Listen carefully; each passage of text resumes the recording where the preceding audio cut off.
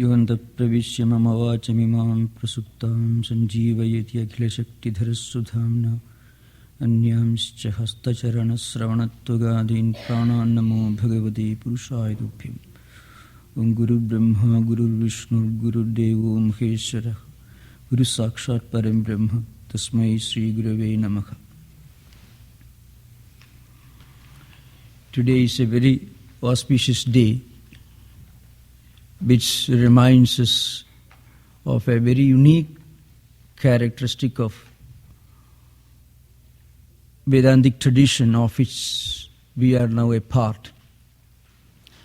Those of you who have read Swami Vivekananda's life and his works may remember that after spending nearly 4 years in the United States, after the Chicago Parliament of Religion, Swamiji traveled in many places, in many parts of this country, and then returned to India in 1897, and he landed in Colombo, Ceylon as it was known in those days, but today it's known as the Sri Lanka. Now, he landed there on 15th January, and next day, on 16th January in the evening, Swamiji gave a very memorable talk in the Floral Hall in Colombo.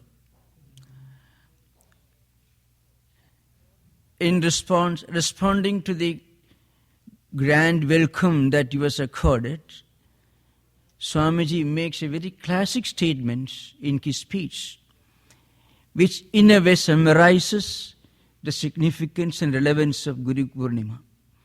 Swamiji makes a statement: if Manu returned to India today, he won't be bewildered, he won't find himself in a strange land. This is the sentence. Now, Manu was an ancient lawgiver who may have lived around 2000 BC. That means roughly 4,000 years back. And Swamiji made this statement in 1897, January 16th. Swamiji says, the ancient sage, the ancient lawgiver Manu returned to India in 1897. He won't find himself in a strange land. What is the significance? What Swamiji meant was, later on, in an informal conversation, he makes this point clear. The long Vedic or Vedantic tradition,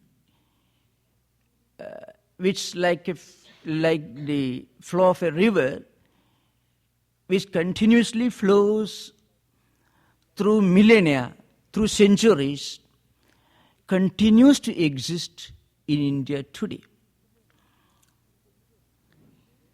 Because Manu symbolizes an ancient Vedic tradition, the same Vedic or Vedantic tradition continues to exist in India today. Now just think of other civilizations like the Babylonian, the Assyrian, the Greek, the Roman, the Egyptian, the Mayan, Incan, Aztec, and so on. Today, if you want to know about those civilizations, you should visit archaeological museums or historical museums. You have to read historical works. Because none of those civilizations remain alive today. But the Vedantic tradition, which we don't know when it originated, at least 5,000, 6,000 BC, that means roughly around 8,000 or 7,000 years back. It continues to exist, and it continues to be relevant, and continues to be meaningful, and it continues to influence our lives and our thoughts.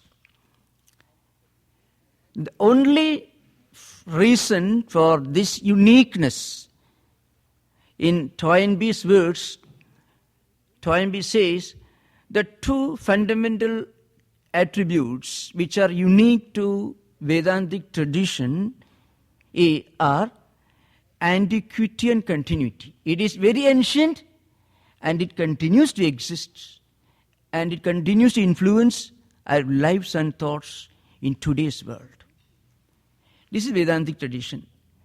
And Swamiji says, according to Swami Vivekananda, this is due to Guru tradition, Guru Parambara. In Sanskrit we call it Guru Parambara, Guru tradition.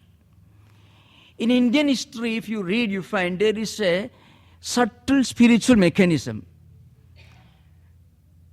Whenever something happens, whenever a crisis appears to drive it away from its fundamental moorings, a mastermind suddenly arises in the horizon, and he studies, practices in his life, interprets that ancient, ageless Vedantic tradition and hands over to the next generation. In 19th century, the Vedantic tradition appeared to have all but been lost once for all. I have given a fundamental outline of what was the great challenge that the very word religion or spirituality was facing in 19th century. The onslaughts of philosophical rebellious movements, the new discoveries of science and technology, and new trends in modern Western philosophical tradition, the anarchism, the nihilism, and so on. And the ruthless onslaught of modern discoveries on the foundations of science and technology, on religion and spirituality. All these were great challenges that Vedantic tradition was facing in 19th century. Suddenly, Sri Ramakrishna appeared on the horizon. In 1896, Macaulay's Minutes was passed. And mind you, on the recommendation of a great Indian leader, Raja Ram Mohan Roy, who was the one responsible for the acceptance of Macaulay's Minutes, which ultimately caused the introduction of Western education in India. That very year, Sri Ramakrishna was born to undo the mischief that may possibly be done by materialistic secular educational system, which was becoming popular at that time in India. Now, according to historians, the one fundamental reason why the Vedantic tradition of which we are a part today still continues to exist and influence, which remains alive and continues in popularity, in relevance and influence, is because of the Guru tradition. Generally, the word Guru itself in Sanskrit means somebody who removes the ignorance from your mind and who brings you light. Guru, the word is a Gu Shabdastu Andhakarasya Ru Shabdastha Nirodhakaha Andhakara Nirodhitvat Guruhu iti abhidhiyate. The word Guru means, Gu means darkness, the challenges, the crises, the dilemmas that we have to face in spiritual life. And Ru stands for somebody who removes this darkness by bringing light of wisdom and enlightenment. And Guru is one who removes ignorance from our mind, brings the light of wisdom into our mind, and then helps us to keep this light of wisdom burning in our hearts forever. This is the subtle meaning of Guru itself. Toynbee makes a very memorable statement. In Indian tradition, a spiritual teacher stands at the junction of the past and the present. He brings forth the best from the past, interprets, makes it relevant to his own times, and hands over to the next generation. In fact, this was the function of teachers or gurus in India's spiritual tradition. Of course, there is one fundamental difference between the word guru and its English equivalent, teacher. Teacher is generally, in a very conventional sense, teacher is one who gives you some information. But guru is not just somebody who gives you a bit of information. Guru is one who gives you wisdom and information and also prepares your mind to assimilate that wisdom and translate that wisdom into your life. Because he removes the ignorance and brings in wisdom, and he kindles in your hearts this light of wisdom which continues to be effulgent, throw its light all around forever. This is the meaning of guru. In spiritual tradition, there are two words which are often used, Acharya and Guru. Acharya is somebody who, Guru in a macro form, in a cosmic form is Acharya. And Acharya in a micro form, in individual form is Guru, roughly speaking. Acharya is one who interprets the ancient wisdom and then gives it a new relevance and meaning and teaches whole generations, whole nations, and continues to influence people for centuries and centuries. Guru, on the other hand, is somebody who guides you by your hand from wrong path to the right path by removing the darkness of ignorance. Now, this is the relevance of Guru tradition in Vedanta. Now, Swamiji, Professor Natmanji had already explained some aspects of the historical development of this Guru ideal. Vyasa's name is inseparably associated with the Guru Purnima celebration. In a higher sense, Vedantins believe that it is God himself who plays the role of Guru.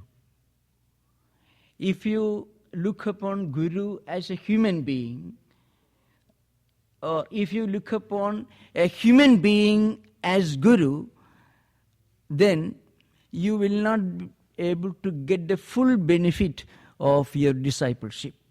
This is the view of great sages like the author of Bhrigu Samhita and others.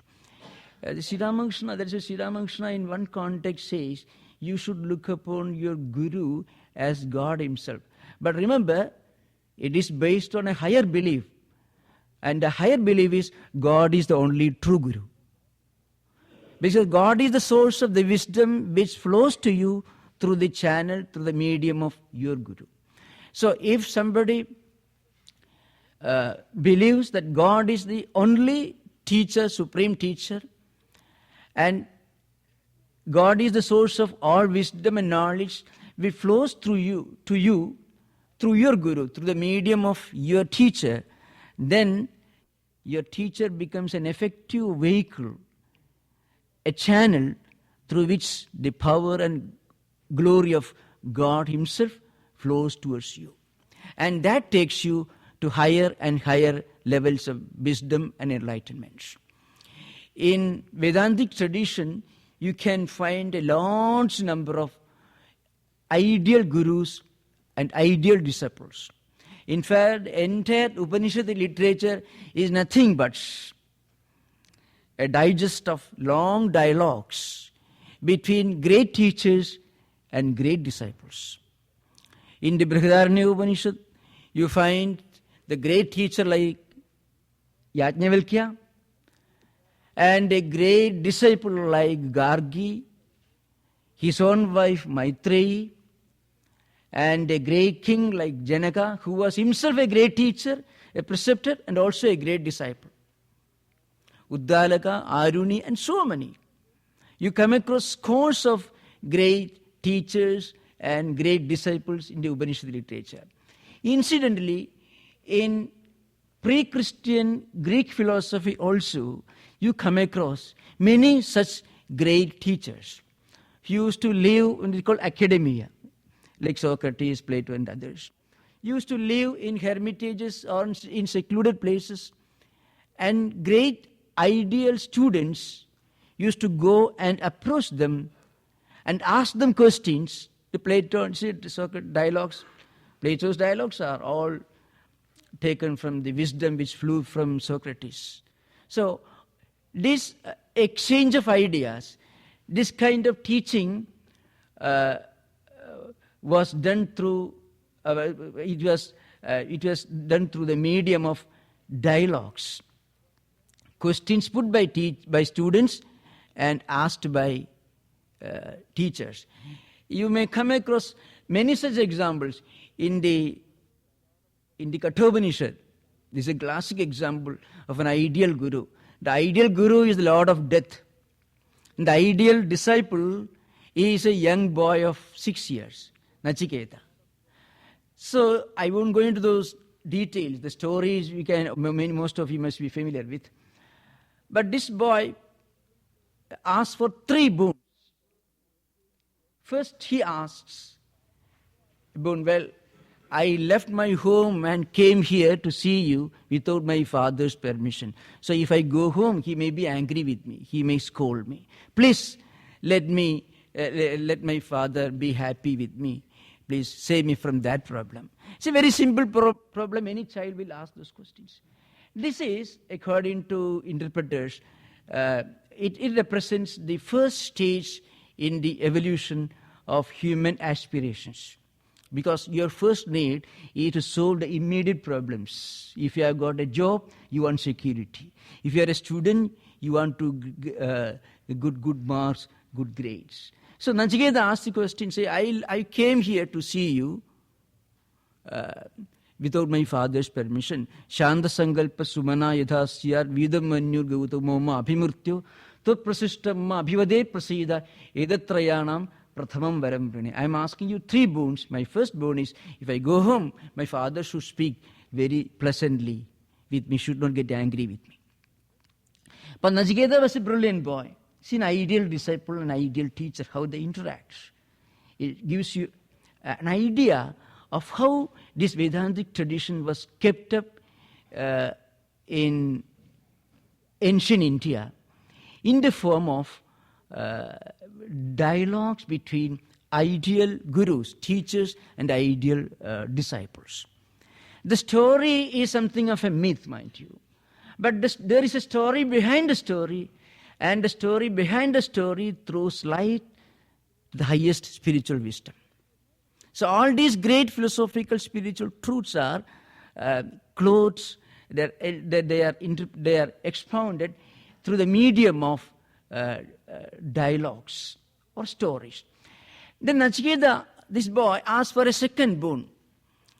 Now, I have met you, you are the Lord of Death. You are the one who decides how long I should live or when I should die. So I am sure I will live for a very long time. Now, what will happen to me after my death?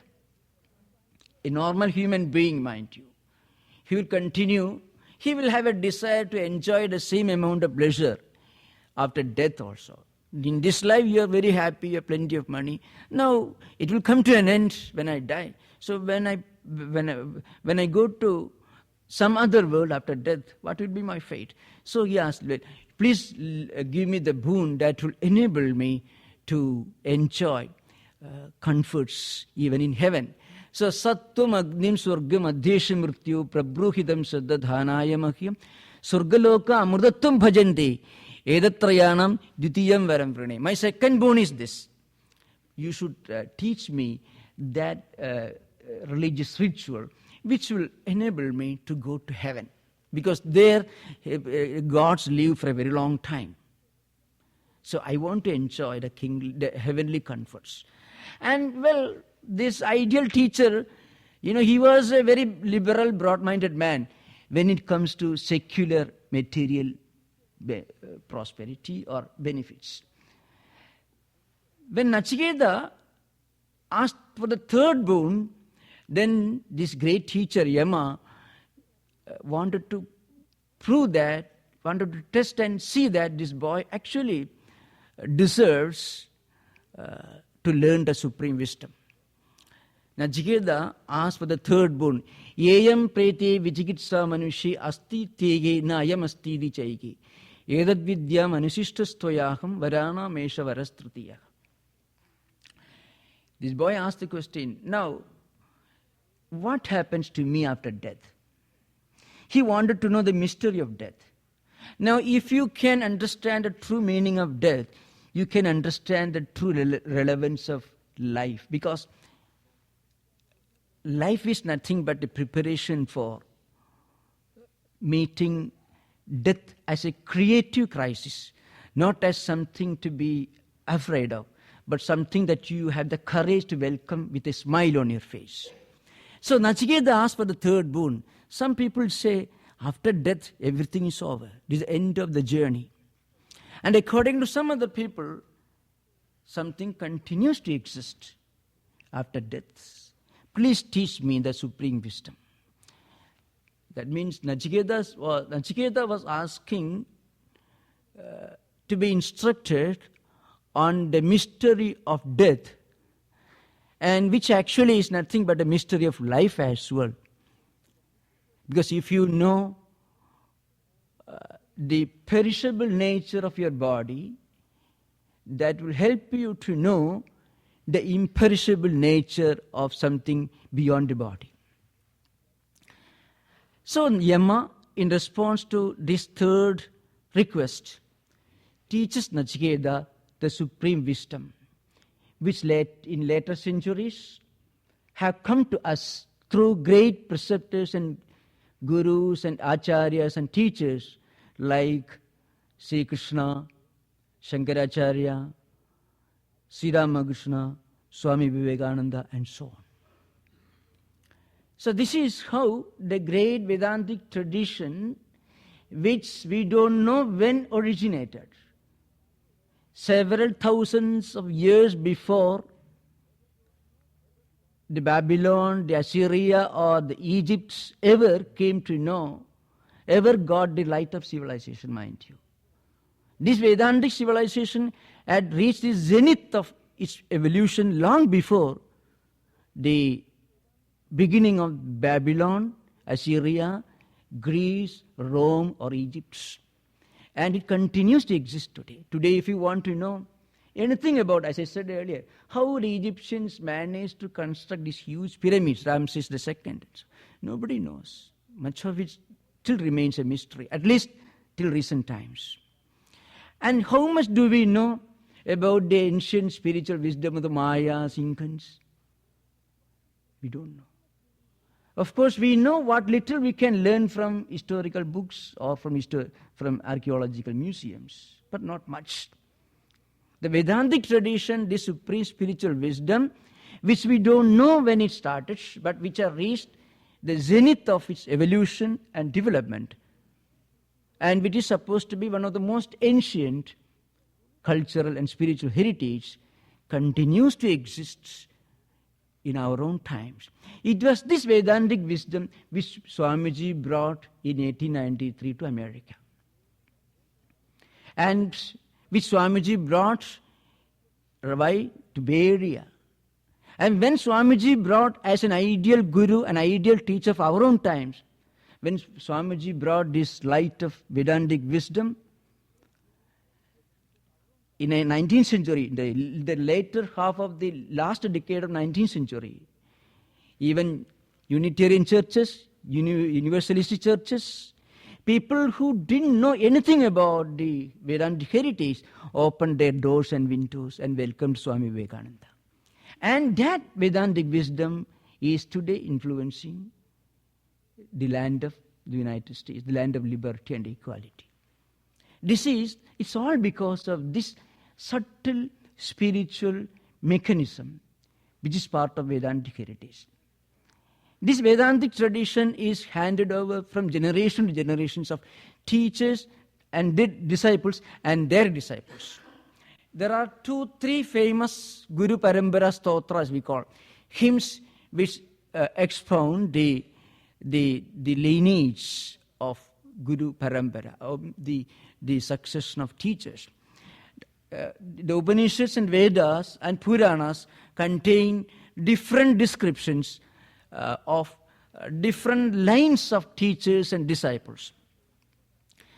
According to one, Sadasiva Samarambham Shankara Acharya Madhyamam Asmad Acharya Paryantam Vande Guru Parampara. This is perhaps the briefest and most oft-quoted verse which gives you an idea of the long succession of teachers and disciples, gurus and sishyas in Vedantic tradition.